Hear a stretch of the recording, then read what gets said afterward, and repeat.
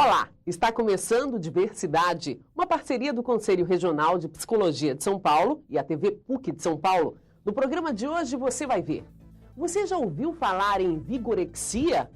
Como é a vida dos moradores de rua que têm algum distúrbio psicológico? Educação infantil, como conciliar o cuidar com o educar. Hoje nós vamos começar o programa conhecendo o trabalho do psicólogo judiciário. Fazer laudos que auxiliam o juiz na hora de tomar a decisão. Atuar como uma ponte entre a justiça e as famílias. Amenizar o sofrimento de situações de litígio, guarda de filhos, divórcios. Diversidade foi conferir de perto um dia na vida deste profissional. A gente está aqui bem no centro de São Paulo. Olhando assim, parece um escritório comum. Nada a ver com uma clínica psicológica ou com o local de trabalho desse profissional. Mas aqui também tem psicólogo em ação. Em ação e no comando, Deise é psicóloga judiciária e presidente da Associação dos Assistentes Sociais e Psicólogos do Tribunal de Justiça de São Paulo. Chefia uma equipe de 30 profissionais e dá duro pelo menos 8 horas por dia, todo dia. Mas o que faz exatamente um psicólogo judiciário? O psicólogo judiciário, ele faz avaliação de todas as pessoas que chegam às varas da infância e juventude e varas de família no Tribunal de Justiça do Estado de São Paulo. Ele faz a avaliação dos casos, ele elabora laudos, ele elabora pareceres técnicos e dá subsídios para que os juízes decidam as medidas de proteção e as medidas socioeducativas nos casos referentes às varas da infância e juventude. E elabora laudos e pareceres nas varas da família e sucessões, que vai decidir processos de guarda, processos de visitas, processos de separação judicial, dando sempre medidas que possam levar em conta a situação da criança. Antes de comandar a associação, Deise trabalhou por mais de 20 anos diretamente com os casos nas varas de infância e família. Dessa experiência, ela traz uma bela bagagem e um olhar acurado sobre a profissão que escolheu. Eu trago a importância do psicólogo dentro da instância do judiciário, porque é um olhar diferente, é uma escuta diferente, e eu trago a importância dessa escuta, do psicólogo não perder jamais essa característica de, antes de ser um especialista, seja na psicologia judiciária, seja na psicologia do esporte, na psicologia hospitalar, na psicologia educacional, ele ser psicólogo. E o seu instrumental mais importante ser a sua escuta, a sua acolhida e a sua possibilidade ética de devolver às pessoas aquilo que ele acolhe, aquilo que ele ouve. A relação com o juiz nem sempre foi fácil, mas os psicólogos estão conquistando espaço e respeito dos magistrados. O psicólogo vem sendo cada vez mais ouvido pelos juízes, pelos promotores públicos, pelos advogados e trabalhando junto com outros profissionais. E mais uma vez encontramos uma parceria de sucesso do psicólogo, o assistente social. É fundamental que haja um trabalho interdisciplinar e que haja uma boa parceria, porque nós tratamos com o mesmo objeto, né? E havendo essa parceria, a gente pode estar fazendo um trabalho final muito melhor. O trabalho de Deise não para. Ela sabe que a tarefa pode ir bem além dos laudos, marcar o indivíduo e a sociedade. A coisa mais importante de ser psicólogo é ter esta fé inabalável na transformação humana. E continua o ciclo Morte, Perda, Luto, Paradigmas da Vida, no Videoclube do CRP, em São Paulo. No dia 26 de novembro, o Videoclube apresenta o filme da diretora Beth Kaplan, De Amor e de Sombra, uma coprodução Espanha-Argentina. Na sequência do filme, será realizado um debate com a participação da psicóloga Maria Helena Pereira Franco e da analista junguiana Heloísa Pena. E fechando o ciclo, no dia 10 de dezembro, o sensível e inteligente As Invasões Bárbaras, de Denis Arcand. Para o debate foram convidadas as psicólogas Maíra Luciana Galliani e Rosa Maria Macedo. As sessões acontecem sempre às 19 horas no auditório do CRP, no Jardim América, em São Paulo. Mais informações pelo telefone 3061-9494, ramal 151, ou pelo e-mail infoeventos@crpsp.org.br. Diversidade vai falar agora sobre a difícil vida dos moradores de rua com algum distúrbio psicológico. São vozes, né, que aparecem e tomam a mente e manipulam, né? Eles estão por aí, numa calçada, numa praça, pelas avenidas da grande cidade. Para os olhos da maioria, são iguais a mendigos, desempregados ou sem teto que vivem nas ruas de São Paulo. Por trás da aparência incomum, da expressão que chega a ser intrigante, uma realidade bem diferente do que se imagina. Não são pessoas que perderam os documentos ou que perderam o emprego, são pessoas que têm família, são pessoas que foram para a rua na busca de algum alívio para o sofrimento interno. E desse sofrimento interno, que é a loucura, que o mal-estar psíquico traz, eu acho que a antipsiquiatria não deu conta mesmo, né? Há 10 anos, Miriam Schneiderman dirigiu o documentário Dizem que Sou Louco, premiado em festivais dentro e fora do Brasil. O filme desvendou o mundo das pessoas com transtornos psíquicos que vivem na metrópole paulista.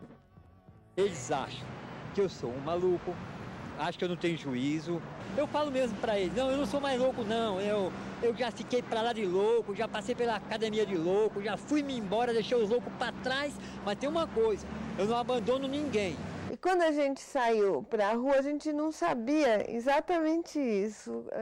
Numa cidade como São Paulo, né, onde é que foi parar o chamado louco da cidade? Que toda cidade do interior tem e cuida. E foi interessante porque numa cidade imensa como São Paulo, né, a gente começou a perguntar para as pessoas que trabalham na rua, então os camelôs, o fruteiro, e as figuras que eram consideradas loucas da cidade eram sempre as mesmas. Nos mais diferentes bairros, as referências eram sempre a certas figuras.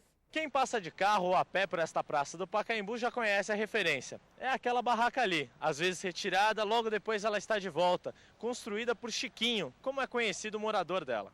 O negócio dele é o seguinte, ele não pede nada para ninguém, não recebe nada da mão de ninguém. E um dia ele está feliz da vida, outro dia ele está mais quieto, mas você não vê ele pedir nada aí, para ninguém. Se você chegar lá com dinheiro, dá para ele, ele fala que não está te pedindo dinheiro não. As madames aí chegam aí, dá as coisas, ele ignora a pessoa, ignora mesmo. Aí a pessoa deixa lá no lado, lá. Depois ele pega. Vive lá da barraquinha lá, varrendo a praça aí, limpando a praça, tudo. Varra ali as calçadas, às vezes cai as folhas, aí ele vai, varre, põe no lixo. Ele é de lua, né? De vez em quando ele chega aqui, conta umas piadinhas, canta uma música, entendeu? Vai até ali, volta. De repente ele começa até a alugar a gente aqui. Se Chiquinho é difícil de ser encontrado, Raimundo Arruda Sobrinho, ou Condicionado, está sempre lá, no mesmo canteiro da Avenida Pedroso de Moraes, em Pinheiros. É lá onde vive e principalmente escreve, sem parar durante todo o dia. Olha, isso aqui é escravidão humana, isso aqui não é mendigo. Eu fui nascido e criado por desgraça, por mera coincidência. Eu fui nascido e criado na zona rural, nascido na maior pobreza, vivi na maior pobreza. Hoje não tenho nada. Hoje estou nessas condições, descalço, nu, faminto, doente. Mas não sou mendigo. Isso aqui é crime político. Crime político é crime que só atinge altas personalidades. Os crimes comuns, os crimes jovens, sabe? Eu sou analfabeto, não tenho diploma de nada. Fui amarrado primeiro ano colegial clássico, não sei nada. Tudo mal feito, tudo mutilado. O currículo escolar todo mutilado, para que eu não saiba nada. Se eu tivesse feito um ginásio modelo Pedro II, Colégio Pedro II é o padrão oficial da educação no Brasil. Se eu tivesse feito um ginásio modelo Pedro II, como modelo oficial do país, eu tinha alguma cultura. Eu fiz aí ginásio, curso tudo mal feito, então não sei coisa nenhuma. Porque foi controlado para que eu nada soubesse, nada valesse. Eu não tenho profissão de nada, não sei fazer coisa nenhuma. Eu não sei língua nenhuma, não sei matemática, não sei física.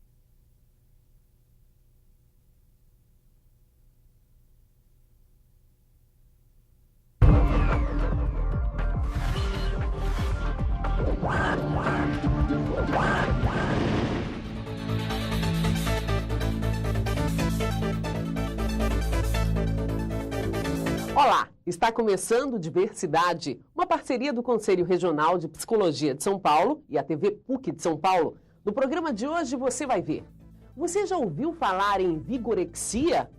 Como é a vida dos moradores de rua que têm algum distúrbio psicológico? Educação infantil, como conciliar o cuidar com o educar. Hoje nós vamos começar o programa conhecendo o trabalho do psicólogo judiciário. Fazer laudos que auxiliam o juiz na hora de tomar a decisão. Atuar como uma ponte entre a justiça e as famílias. Amenizar o sofrimento de situações de litígio, guarda de filhos, divórcios. Diversidade foi conferir de perto um dia na vida deste profissional. A gente está aqui bem no centro de São Paulo. Olhando assim, parece um escritório comum. Nada a ver com uma clínica psicológica ou com um local de trabalho desse profissional. Mas aqui também tem psicólogo em ação. Em ação e no comando, Deise é psicóloga judiciária e presidente da Associação dos Assistentes Sociais e Psicólogos do Tribunal de Justiça de São Paulo. Chefia uma equipe de 30 profissionais e dá duro pelo menos 8 horas por dia, todo dia. Mas o que faz exatamente um psicólogo judiciário? O psicólogo judiciário, ele faz avaliação de todas as pessoas que chegam às varas da infância e juventude e varas de família no Tribunal de Justiça do Estado de São Paulo. Ele faz a avaliação dos casos, ele elabora laudos, ele elabora pareceres técnicos e dá subsídios para que os juízes decidam as medidas de proteção e as medidas socioeducativas nos casos referentes às varas da infância e juventude.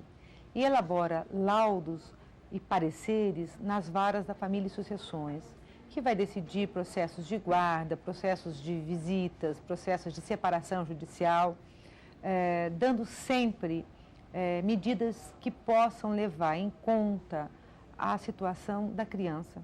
Antes de comandar a associação, Deise trabalhou por mais de 20 anos diretamente com os casos, nas varas de infância e família. Dessa experiência, ela traz uma bela bagagem e um olhar acurado sobre a profissão que escolheu.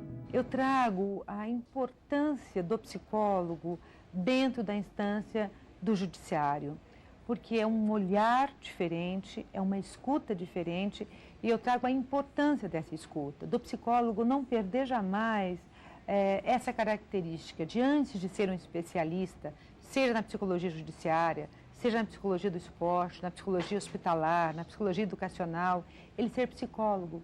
E o seu instrumental mais importante ser a sua escuta, a sua acolhida e a sua possibilidade ética de devolver às pessoas aquilo que ele acolhe, aquilo que ele ouve. A relação com o juiz nem sempre foi fácil, mas os psicólogos estão conquistando espaço e respeito dos magistrados. O psicólogo vem sendo cada vez mais ouvido pelos juízes, pelos promotores públicos, pelos advogados e trabalhando junto com outros profissionais.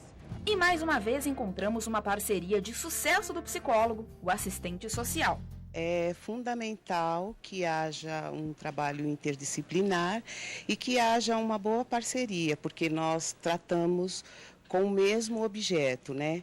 E havendo essa parceria, a gente pode estar fazendo um trabalho final muito melhor. O trabalho de Deise não para. Ela sabe que a tarefa pode ir bem além dos laudos, marcar o indivíduo e a sociedade. A coisa mais importante de ser psicólogo é ter esta fé inabalável na transformação humana. E continua o ciclo Morte, Perda, Luto, Paradigmas da Vida, no Videoclube do CRP, em São Paulo. No dia 26 de novembro, o Videoclube apresenta o filme da diretora Beth Kaplan, De Amor e de Sombra, uma coprodução Espanha-Argentina. Na sequência do filme, será realizado um debate com a participação da psicóloga Maria Helena Pereira Franco e da analista junguiana Heloísa Pena. E fechando o ciclo, no dia 10 de dezembro, O Sensível e Inteligente, As Invasões Bárbaras, de Denis Arcand. Para o debate foram convidadas as psicólogas Maíra Luciana Galiani e Rosa Maria Macedo. As sessões acontecem sempre às 19 horas no auditório do CRP, no Jardim América, em São Paulo. Mais informações pelo telefone 3061-9494, ramal 151, ou pelo e-mail infoeventos@crpsp.org.br. Diversidade vai falar agora sobre a difícil vida dos moradores de rua com algum distúrbio psicológico. São vozes, né, que aparecem e tomam a mente e manipulam, né? Eles estão por aí, numa calçada, numa praça, pelas avenidas da grande cidade. Para os olhos da maioria, são iguais a mendigos, desempregados ou sem teto que vivem nas ruas de São Paulo. Por trás da aparência incomum, da expressão que chega a ser intrigante, uma realidade bem diferente do que se imagina. Não são pessoas que perderam os documentos ou que perderam o emprego, são pessoas que têm família, são pessoas que foram para a rua na busca de algum alívio para o sofrimento interno. E desse sofrimento interno, que é a loucura, que o mal-estar psíquico traz, eu acho que a antipsiquiatria não deu conta mesmo, né? Há 10 anos, Miriam Schneiderman dirigiu o documentário Dizem que Sou Louco, premiado em festivais dentro e fora do Brasil. O filme desvendou o mundo das pessoas com transtornos psíquicos que vivem na metrópole paulista. Eles acham que eu sou um maluco, acham que eu não tenho juízo.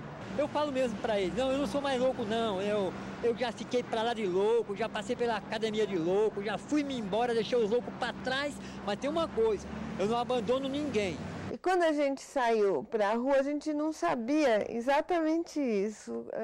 Numa cidade como São Paulo, né, onde é que foi parar o chamado louco da cidade? Que toda cidade do interior tem e cuida. E foi interessante porque numa cidade imensa como São Paulo, né, a gente começou a perguntar para as pessoas que trabalham na rua, então os camelôs, o fruteiro.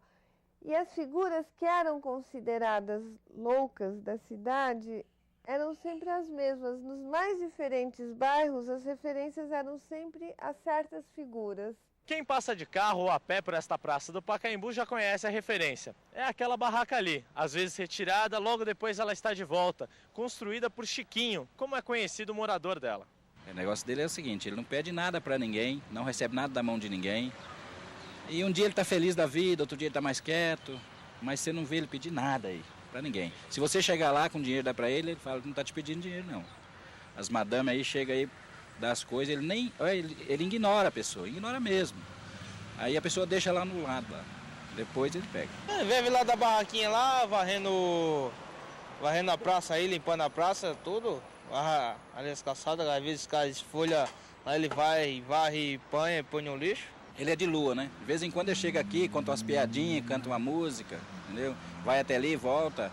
De repente ele começa até a alugar a gente aqui. Né? Se Chiquinho é difícil de ser encontrado, Raimundo Arruda Sobrinho, ou Condicionado, está sempre lá, no mesmo canteiro da Avenida Pedroso de Moraes, em Pinheiros. É lá onde vive e principalmente escreve, sem parar durante todo o dia. Olha, isso aqui é escravidão humana, isso aqui não é mendigo. Eu fui nascido e criado por desgraça, por mera coincidência. Eu fui nascido e criado na zona rural, nascido na maior pobreza, vivi na maior pobreza. Hoje não tenho nada. Hoje estou nessas condições, descalço, nu, faminto, doente. Mas não sou mendigo. Isso aqui é crime político. Crime político é crime que só atinge altas personalidades. Os crimes comuns, os crimes jovens, sabe? Eu sou analfabeto, não tenho diploma de nada. Fui amarrado primeiro ano colegial clássico, não sei nada. Tudo mal feito, tudo mutilado. O currículo escolar todo mutilado, para que eu não saiba nada. Se eu tivesse feito um ginásio modelo Pedro II, o Colégio Pedro II é o padrão oficial da educação no Brasil. Se eu tivesse feito um ginásio modelo Pedro II, como modelo oficial do país, eu tinha alguma cultura. Eu fiz aí ginásio, curso tudo mal feito, então não sei coisa nenhuma. Porque foi controlado para que eu nada soubesse, nada valesse. Eu não tenho profissão de nada, não sei fazer coisa nenhuma. Eu não sei língua nenhuma, não sei matemática, não sei física, química nem biologia. Então foi controlado tudo para que nada eu valesse. Mas é crime, por isso é que é crime político. Eu não valo nada. Raimundo está sem endereço certo, como diz, desde 29 de abril de 1978. Faz parte dos 2% de pessoas em situação de rua com problemas psíquicos. Atender esse contingente exige mais do que conhecimento médico ou psicológico, segundo o psiquiatra Pedro Carneiro, da Secretaria Municipal de Saúde. São pessoas que têm uma história muito difícil e a gente tem que chegar com todo o cuidado, tentando respeitar aquela condição, primeiramente, dele estar na rua. Segundo, tentar entender naquela linguagem que aparentemente é uma linguagem fora da realidade, algum tipo de história que nos possa chegar a alguém, algum familiar ou alguma pessoa da vizinhança, onde essa pessoa antigamente, numa história pregressa, teve uma possibilidade de ter uma família. Outro ponto fundamental, segundo Pedro Carneiro, é integrar todos os serviços públicos disponíveis e criar uma rede ao redor da pessoa para garantir a continuidade do tratamento. O grande desafio aí nesse tratamento com a pessoa em situação de rua é que, ao contrário da pessoa que tem uma família, onde a gente pode trabalhar junto com a família a evolução e a melhora dessa pessoa, no caso da pessoa em situação de rua, ela não tem, né? Então, o que é que a gente lança a mão? Lança a mão de alguns equipamentos que trabalha com a comunidade ao redor onde essa pessoa está localizada, para tentar criar um laço, criar uma rede de apoio para essa pessoa. E aí isso não entra apenas a saúde, entra também a assistência social, um equipamento social que possa dar moradia, pelo menos durante o momento que essa pessoa está em tratamento, ela precisa ter garantido um lugar para ficar. A rua funciona como um neuroléptico, a gente chama. Neurolépticos são remédios antipsicóticos, né? A rua dá alguma tranquilidade, o barulho de fora alivia do barulho interno. Muita gente vê a árvore, mas não tem conhecimento nenhum sobre o que é a árvore, sobre o que é as flores, sobre o que é as folhas. Muita gente vê a planta, vê a madeira. Muita gente não conhece o que é uma madeira, viva ou morta. A rua foi um jeito que essas pessoas encontraram de poder ser elas mesmas.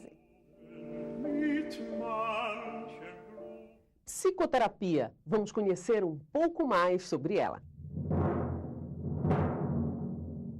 Sigmund Freud, o pai da psicanálise, pode ser considerado o precursor da psicoterapia com atividade profissional no século XIX.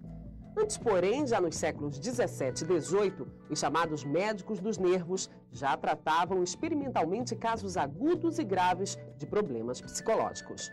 Nada comparado à atual psicoterapia, dividida em mais de 500 abordagens diferentes.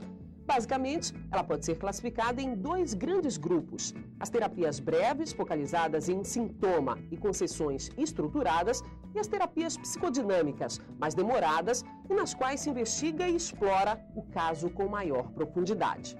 Mesmo assim, esses grupos não podem ser considerados homogêneos. No início da psicoterapia, as diferenças eram mais acentuadas. Havia o grupo mais positivista, que via o problema psicológico como um objeto científico. O tratamento desses casos deveria seguir um padrão.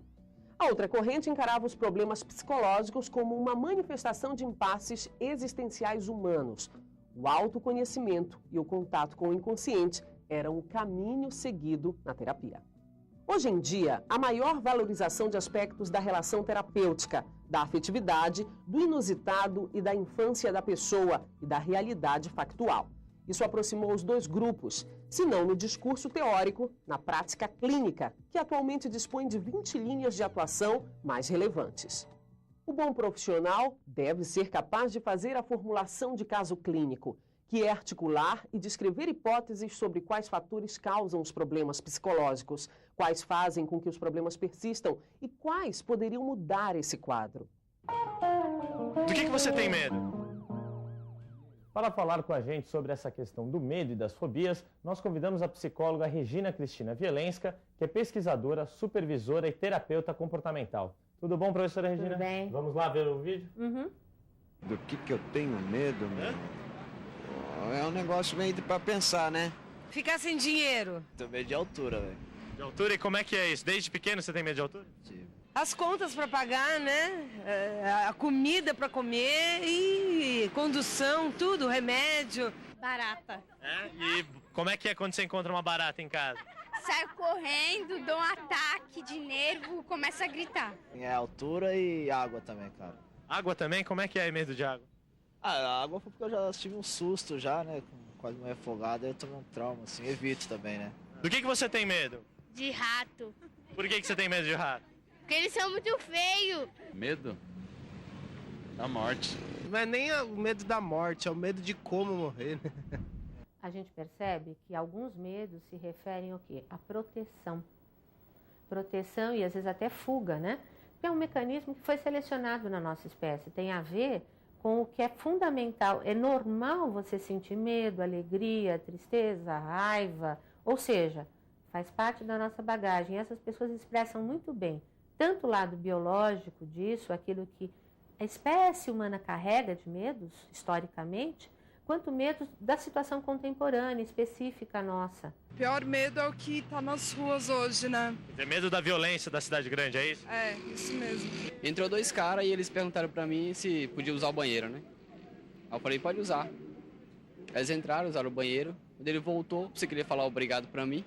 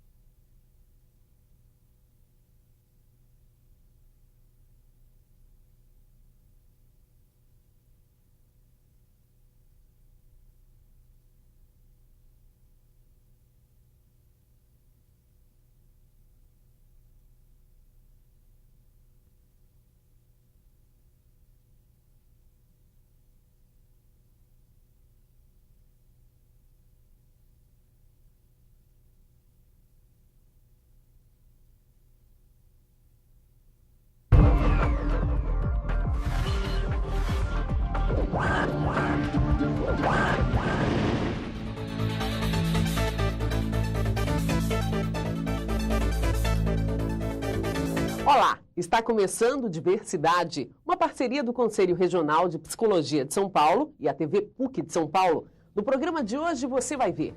Você já ouviu falar em vigorexia? Como é a vida dos moradores de rua que têm algum distúrbio psicológico? Educação infantil, como conciliar o cuidar com o educar. Hoje nós vamos começar o programa conhecendo o trabalho do psicólogo judiciário. Fazer laudos que auxiliam o juiz na hora de tomar a decisão. Atuar como uma ponte entre a justiça e as famílias. Amenizar o sofrimento de situações de litígio, guarda de filhos, divórcios. Diversidade foi conferir de perto um dia na vida deste profissional. A gente está aqui bem no centro de São Paulo. Olhando assim, parece um escritório comum. Nada a ver com uma clínica psicológica ou com um local de trabalho desse profissional. Mas aqui também tem psicólogo em ação. Em ação e no comando, Deise é psicóloga judiciária e presidente da Associação dos Assistentes Sociais e Psicólogos do Tribunal de Justiça de São Paulo. Chefia uma equipe de 30 profissionais e dá duro pelo menos 8 horas por dia, todo dia.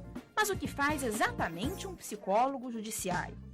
O psicólogo judiciário, ele faz avaliação de todas as pessoas que chegam às varas da infância e juventude e varas de família no Tribunal de Justiça do Estado de São Paulo.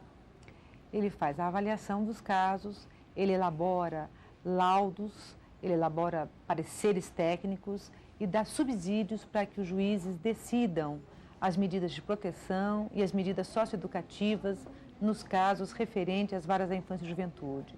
E elabora laudos e pareceres nas varas da família e sucessões, que vai decidir processos de guarda, processos de visitas, processos de separação judicial, dando sempre medidas que possam levar em conta a situação da criança. Antes de comandar a associação, Deise trabalhou por mais de 20 anos diretamente com os casos, nas varas de infância e família. Dessa experiência, ela traz uma bela bagagem e um olhar acurado sobre a profissão que escolheu. Eu trago a importância do psicólogo dentro da instância do judiciário, porque é um olhar diferente, é uma escuta diferente E eu trago a importância dessa escuta, do psicólogo não perder jamais essa característica de, antes de ser um especialista, seja na psicologia judiciária, seja na psicologia do esporte, na psicologia hospitalar, na psicologia educacional, ele ser psicólogo. E o seu instrumental mais importante ser a sua escuta, a sua acolhida e a sua possibilidade ética de devolver às pessoas aquilo que ele acolhe, aquilo que ele ouve. A relação com o juiz nem sempre foi fácil, mas os psicólogos estão conquistando espaço e respeito dos magistrados. O psicólogo vem sendo cada vez mais ouvido pelos juízes, pelos promotores públicos, pelos advogados e trabalhando junto com outros profissionais. E mais uma vez encontramos uma parceria de sucesso do psicólogo, o assistente social. É fundamental que haja um trabalho interdisciplinar e que haja uma boa parceria, porque nós tratamos com o mesmo objeto, né? E havendo essa parceria, a gente pode estar fazendo um trabalho final muito melhor. O trabalho de Daisy não para. Ela sabe que a tarefa pode ir bem além dos laudos, marcar o indivíduo e a sociedade. A coisa mais importante de ser psicólogo é ter esta fé inabalável na transformação humana. E continua o ciclo Morte, Perda, Luto, Paradigmas da Vida, no Videoclube do CRP, em São Paulo. No dia 26 de novembro, o Videoclube apresenta o filme da diretora Beth Kaplan, De Amor e de Sombra, uma coprodução Espanha-Argentina. Na sequência do filme, será realizado um debate com a participação da psicóloga Maria Helena Pereira Franco e da analista junguiana Heloísa Pena. E fechando o ciclo, no dia 10 de dezembro, O Sensível e Inteligente, As Invasões Bárbaras, de Denis Arcand. Para o debate foram convidadas as psicólogas Maíra Luciana Galiani e Rosa Maria Macedo. As sessões acontecem sempre às 19 horas no auditório do CRP, no Jardim América, em São Paulo. Mais informações pelo telefone 3061-9494, ramal 151, ou pelo e-mail infoeventos@crpsp.org.br. Diversidade vai falar agora sobre a difícil vida dos moradores de rua com algum distúrbio psicológico. São vozes, né, que aparecem e tomam a mente e manipulam, né? Eles estão por aí, numa calçada, numa praça, pelas avenidas da grande cidade. Para os olhos da maioria, são iguais a mendigos, desempregados ou sem teto que vivem nas ruas de São Paulo. Por trás da aparência incomum, da expressão que chega a ser intrigante, uma realidade bem diferente do que se imagina. Não são pessoas que perderam os documentos ou que perderam o emprego, são pessoas que têm família, são pessoas que foram para a rua na busca de algum alívio para o sofrimento interno. E desse sofrimento interno, que é a loucura, que o mal-estar psíquico traz, eu acho que a antipsiquiatria não deu conta mesmo, né? Há 10 anos, Miriam Schneiderman dirigiu o documentário Dizem que Sou Louco, premiado em festivais dentro e fora do Brasil. O filme desvendou o mundo das pessoas com transtornos psíquicos que vivem na metrópole paulista. Eles acham que eu sou um maluco, acham que eu não tenho juízo. Eu falo mesmo pra eles, não, eu não sou mais louco não, eu já fiquei pra lá de louco, já passei pela academia de louco, já fui-me embora, deixei os loucos pra trás, mas tem uma coisa, eu não abandono ninguém. E quando a gente saiu para a rua, a gente não sabia exatamente isso. Numa cidade como São Paulo, né, onde é que foi parar o chamado louco da cidade? Que toda cidade do interior tem e cuida. E foi interessante porque numa cidade imensa como São Paulo, né, a gente começou a perguntar para as pessoas que trabalham na rua, então os camelôs, o fruteiro, e as figuras que eram consideradas loucas da cidade eram sempre as mesmas. Nos mais diferentes bairros, as referências eram sempre a certas figuras. Quem passa de carro ou a pé por esta praça do Pacaembu já conhece a referência. É aquela barraca ali, às vezes retirada, logo depois ela está de volta, construída por Chiquinho, como é conhecido o morador dela. O negócio dele é o seguinte, ele não pede nada para ninguém, não recebe nada da mão de ninguém. E um dia ele está feliz da vida, outro dia ele está mais quieto, mas você não vê ele pedir nada aí, para ninguém. Se você chegar lá com dinheiro, dá para ele, ele fala que não está te pedindo dinheiro, não. As madames aí chegam aí, dá as coisas, ele ignora a pessoa, ignora mesmo. Aí a pessoa deixa lá no lado, lá. Depois ele pega. Vive lá da barraquinha lá, varrendo a praça aí, limpando a praça, tudo. Varra ali as calçadas, às vezes cai folha, aí ele vai, varre, põe no lixo. Ele é de lua, né? De vez em quando ele chega aqui, conta umas piadinhas, canta uma música, entendeu? Vai até ali, volta. De repente ele começa até a alugar a gente aqui. Se Chiquinho é difícil de ser encontrado, Raimundo Arruda Sobrinho, ou condicionado, está sempre lá, no mesmo canteiro da Avenida Pedroso de Moraes, em Pinheiros. É lá onde vive e principalmente escreve, sem parar durante todo o dia. Olha, isso aqui é escravidão humana, isso aqui não é mendigo. Eu fui nascido e criado por desgraça, por mera coincidência. Eu fui nascido e criado na zona rural, nascido na maior pobreza, vivi na maior pobreza. Hoje não tenho nada. Hoje estou nessas condições, descalço, nu, faminto, doente. Mas não sou mendigo. Isso aqui é crime político. Crime político é crime que só atinge altas personalidades. Os crimes comuns, os crimes jovens, sabe? Eu sou analfabeto, não tenho diploma de nada. Fui amarrado primeiro ano colegial clássico, não sei nada. Tudo mal feito, tudo mutilado. O currículo escolar todo mutilado, para que eu não saiba nada. Se eu tivesse feito um ginásio modelo Pedro II, Colégio Pedro II é o padrão oficial da educação no Brasil. Se eu tivesse feito um ginásio modelo Pedro II, como modelo oficial do país, eu tinha alguma cultura. Eu fiz aí ginásio, curso tudo mal feito, então não sei coisa nenhuma. Porque foi controlado para que eu nada soubesse, nada valesse. Eu não tenho profissão de nada, não sei fazer coisa nenhuma. Eu não sei língua nenhuma, não sei matemática, não sei física, química nem biologia. Então foi controlado tudo para que nada eu valesse. Mas é crime, por isso é que é crime político, eu não valo nada. Raimundo está sem endereço certo, como diz, desde 29 de abril de 1978. Faz parte dos 2% de pessoas em situação de rua com problemas psíquicos. Atender esse contingente exige mais do que conhecimento médico ou psicológico, segundo o psiquiatra Pedro Carneiro, da Secretaria Municipal de Saúde. São pessoas que têm uma história muito difícil e a gente tem que chegar com todo o cuidado, tentando respeitar aquela condição, primeiramente, dele estar na rua. Segundo, tentar entender naquela linguagem que aparentemente é uma linguagem fora da realidade, algum tipo de história que nos possa chegar a alguém, algum familiar ou alguma pessoa da vizinhança, onde essa pessoa antigamente, numa história pregressa, teve uma possibilidade de ter uma família. Outro ponto fundamental, segundo Pedro Carneiro, é integrar todos os serviços públicos disponíveis e criar uma rede ao redor da pessoa para garantir a continuidade do tratamento. O grande desafio aí nesse tratamento com a pessoa em situação de rua é que, ao contrário da pessoa que tem uma família, onde a gente pode trabalhar junto com a família a evolução e a melhora dessa pessoa, no caso da pessoa em situação de rua, ela não tem, né? Então, o que é que a gente lança a mão? Lança a mão de alguns equipamentos que trabalha com a comunidade ao redor onde essa pessoa está localizada, para tentar criar um laço, criar uma rede de apoio para essa pessoa.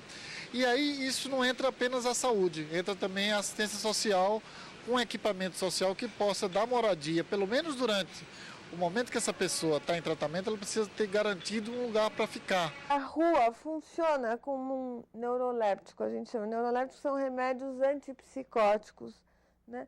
A rua dá alguma tranquilidade, o barulho de fora alivia do barulho interno. Muita gente vê a árvore, mas não tem conhecimento nenhum sobre o que é a árvore, sobre o que é as flores, sobre o que é as folhas. Muita gente vê a planta, vê a madeira. Muita gente não conhece o que é uma madeira, viva ou morta. A rua foi um jeito que essas pessoas encontraram de poder ser elas mesmas. Psicoterapia. Vamos conhecer um pouco mais sobre ela. Sigmund Freud, o pai da psicanálise, pode ser considerado o precursor da psicoterapia com atividade profissional no século XIX. Antes, porém, já nos séculos XVII e XVIII, os chamados médicos dos nervos já tratavam experimentalmente casos agudos e graves de problemas psicológicos. Nada comparado à atual psicoterapia, dividida em mais de 500 abordagens diferentes. Basicamente, ela pode ser classificada em dois grandes grupos: as terapias breves, focalizadas em sintoma e com sessões estruturadas, e as terapias psicodinâmicas, mais demoradas e nas quais se investiga e explora o caso com maior profundidade. Mesmo assim, esses grupos não podem ser considerados homogêneos. No início da psicoterapia, as diferenças eram mais acentuadas. Havia o grupo mais positivista, que via o problema psicológico como um objeto científico. O tratamento desses casos deveria seguir um padrão. A outra corrente encarava os problemas psicológicos como uma manifestação de impasses existenciais humanos. O autoconhecimento e o contato com o inconsciente eram o caminho seguido na terapia. Hoje em dia, a maior valorização de aspectos da relação terapêutica, da afetividade, do inusitado e da infância da pessoa e da realidade factual. Isso aproximou os dois grupos, se não no discurso teórico, na prática clínica, que atualmente dispõe de 20 linhas de atuação mais relevantes. O bom profissional deve ser capaz de fazer a formulação de caso clínico, que é articular e descrever hipóteses sobre quais fatores causam os problemas psicológicos, quais fazem com que os problemas persistam e quais poderiam mudar esse quadro. Do que você tem medo? Para falar com a gente sobre essa questão do medo e das fobias, nós convidamos a psicóloga Regina Cristina Vielenska, que é pesquisadora, supervisora e terapeuta comportamental. Tudo bom, professora Regina? Tudo bem. Vamos lá ver o vídeo? Uhum. Do que eu tenho medo, meu? É um negócio meio para pensar, né? Ficar sem dinheiro. Tenho medo de altura, velho. De altura? E como é que é isso? Desde pequeno você tem medo de altura? Sim. As contas para pagar, né? A comida para comer e condução, tudo, remédio. Barata. E como é que é quando você encontra uma barata em casa? Saio correndo, dou um ataque de nervo, começo a gritar. É altura e água também, cara. Água também? Como é que é medo de água? A água foi porque eu já tive um susto já, né? Quase morrer afogado, aí eu tomei um trauma, assim, evito também, né? Do que você tem medo? De rato. Por que você tem medo de rato? Porque eles são muito feios. Medo? Da morte. Não é nem o medo da morte, é o medo de como morrer, né? A gente percebe que alguns medos se referem ao quê? À proteção. Proteção e às vezes até fuga, né?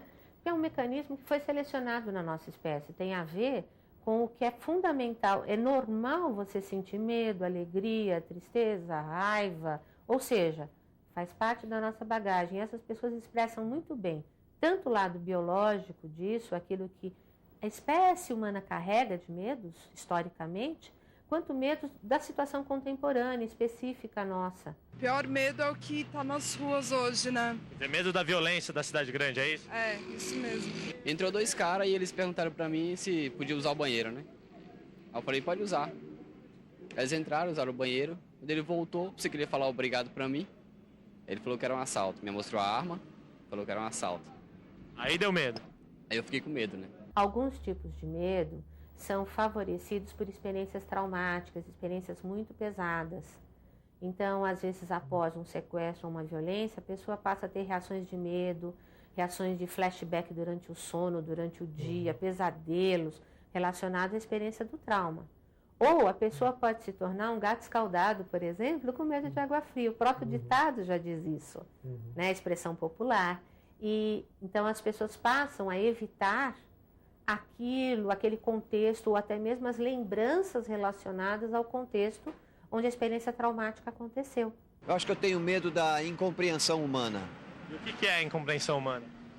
É o não conhecimento, o não reconhecimento das pessoas, como pessoa, como ser humano. Eu trabalho num projeto de moradores de rua, então eu falo, o meu medo é essa incompreensão, das pessoas passarem, pisarem por cima, simplesmente não verem. Esse é o meu maior medo. Vigorexia. Como? Vigorexia. Um mal que poderíamos definir como uma compulsão pela busca de uma forma física idealizada. Excesso de exercícios, de dietas, de drogas que ajudam na modelagem do corpo. Pura vaidade ou sintoma perigoso de que algo não vai bem? Quem dá a sua opinião sobre esse tema é a psicóloga do esporte, Luciana Ferreira Ângelo. Formada pela PUC São Paulo, Luciana tem mestrado na área de educação e trabalha no Instituto de Reabilitação e Fisiologia do INCOR. Quem apresenta o quadro de vigorexia apresenta uma ansiedade bastante elevada, levando muitas vezes a gente a